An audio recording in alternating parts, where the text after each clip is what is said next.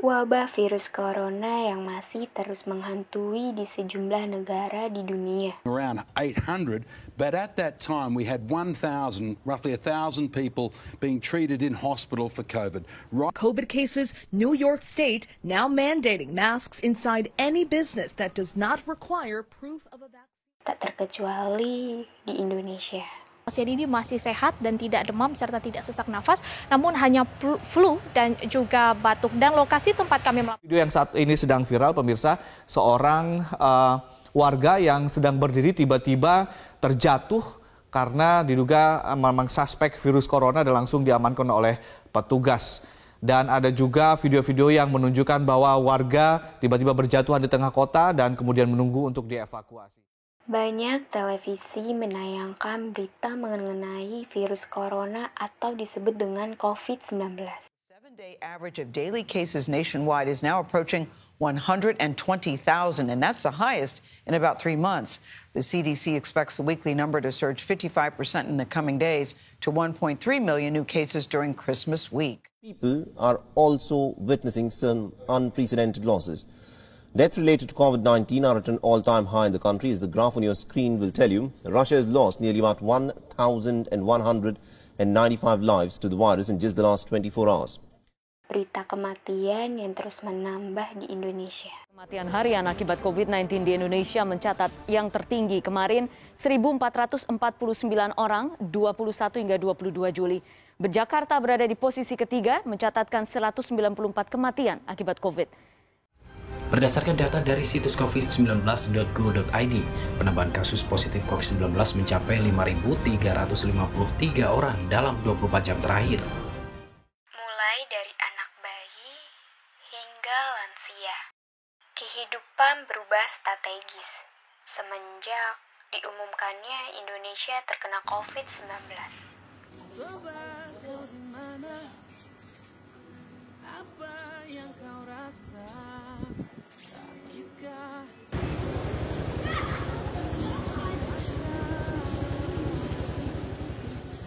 Apa yang terjadi? Indonesia menerapkan lockdown untuk seluruh masyarakatnya.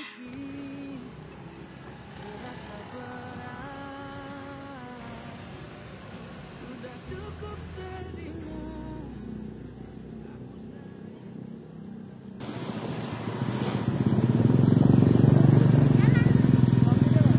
Kantor, sekolah, bahkan pasar pun kini ditutup untuk sementara. Berjuang untuk sembuh yang sama. Aku tahu mereka berdusta.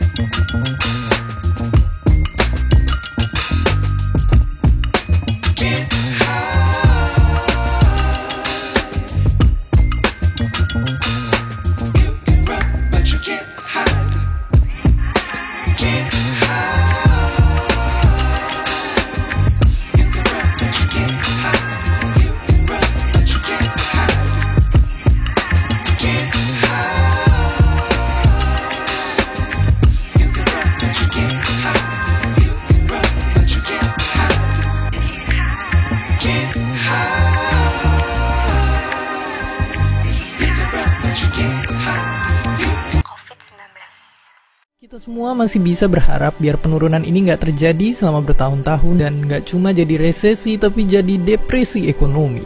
Dan saat ini situasinya sangat berbeda karena kita juga ada krisis corona yang membedakan dari tahun yang lalu-lalu. Ekonomi kita akan begitu bergantung kepada kondisi kesehatan publik dan langkah-langkah apa aja yang bakalan diambil sama pemerintah. Pro dan kontra pun juga terjadi di antara orang yang percaya dengan adanya virus COVID-19 dan tidak adanya virus COVID-19. Bahwa virus ini bisa menyebar lewat udara pertama kali disampaikan melalui jurnal Clinical Infectious Disease yang disusun oleh 239 ilmuwan dari 32 negara. Isinya menjelaskan bagaimana partikel terkecil dari virus bisa bertahan cukup lama di udara sebelum akhirnya masuk melalui saluran pernafasan. Ini cukup mengerikan apabila kita melihat jurnalnya. Dan memang temuan itu menjadi dasar sekelompok peneliti ini untuk mendesak WHO agar segera menerbitkan panduan baru dalam upaya penyebaran virus yang sudah menyebar di seluruh dunia ini. Jadi ini bukan untuk menjatuhkan WHO sebenarnya, tapi untuk diskusi ilmiah dan akhirnya bisa menghasilkan protokol baru bila memang diperlukan. Karena ini penting sekali kalau ternyata memang airborne, begitu kita sudah tidak bisa duduk seperti ini lagi, begitu kan? Ini harus lebih ketat lagi protokol kesehatan. Dan protokol penggunaan masker ini menjadi jauh lebih penting karena kan tentunya kita tahu bahwa droplets juga itu menjadi salah satu media penyebaran virus COVID-19. Virus COVID-19 itu tidak terlihat, namun pasti adanya.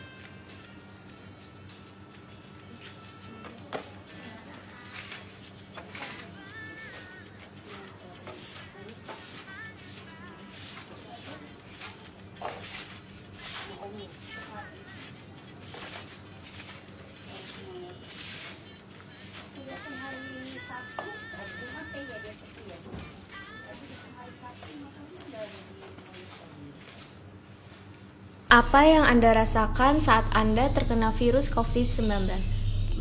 Saat itu saya termasuk orang yang dinyatakan positif COVID-19 tanpa gejala atau OTG. Jadi overall selama saya dinyatakan positif COVID-19, saya tidak merasakan apa-apa. Mengapa Anda harus takut dengan adanya virus COVID-19? Saya pribadi tidak terlalu takut dengan virus COVID-19 ini. Toh setiap orang kalau sudah waktunya dipanggil pasti akan dipanggil. Tapi tetap saja saya akan selalu berhati-hati agar tidak terulang kembali. Saya tetap menerapkan protokol kesehatan, selalu memakai masker saat keluar atau bertemu orang lain, dan meminum vitamin setiap hari. Menurut Anda, siapa saja yang berhak mendapatkan bantuan dari pemerintah?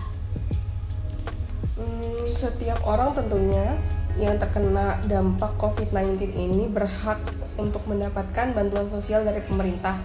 Namun, menurut saya pribadi, untuk orang yang benar-benar berhak mendapatkan bantuan sosial dari pemerintah adalah seperti orang-orang fakir miskin, orang-orang yang terkena dampak PHK dari perusahaan atau tempat bekerjanya, dan orang-orang yang kehilangan keluarganya atau kerabatnya yang merupakan tulang punggung bagi keluarganya. Kapan Anda dinyatakan positif COVID-19?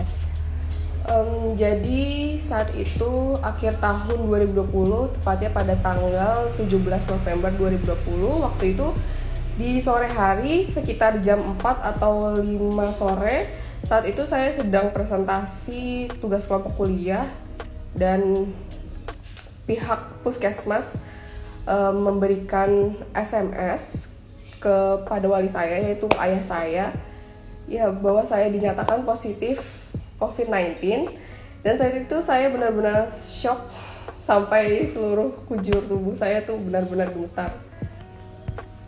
Di mana Anda dirawat saat terkena virus COVID-19?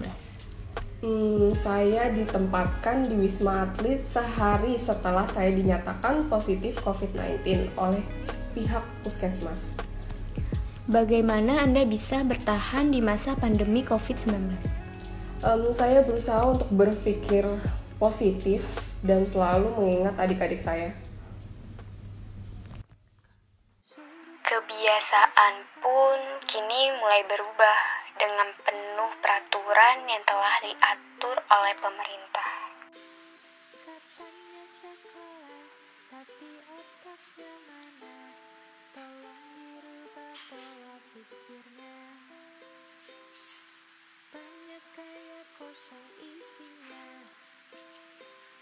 Sedikit gerak banyak maunya, bangun usaha untuk orang rumah, biar Indonesia pernah mengalami penurunan jumlah angka kematian.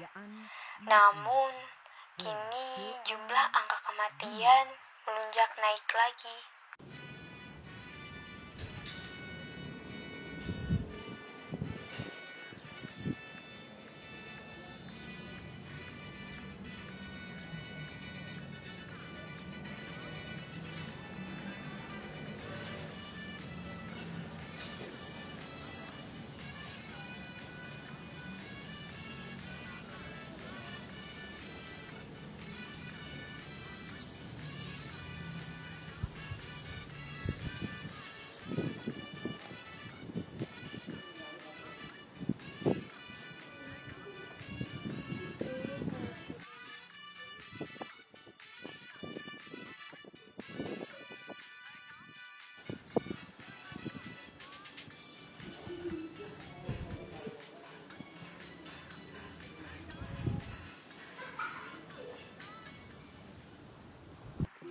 Penerapan pemberlakuan pembatasan kegiatan masyarakat atau yang lebih sering disebut dengan PPKM kini mulai diperketat kembali.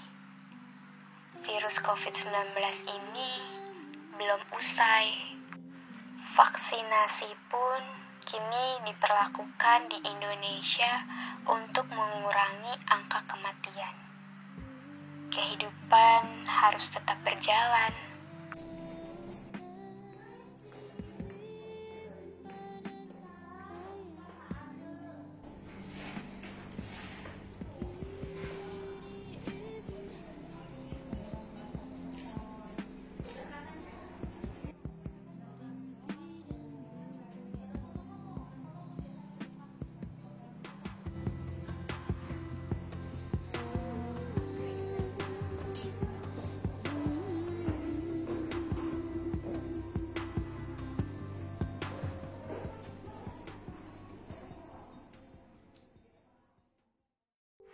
Menjaga diri hingga menerapkan protokol kesehatan serta jaga jarak harus tetap dilakukan. Semoga lekas membaik untuk Indonesiaku.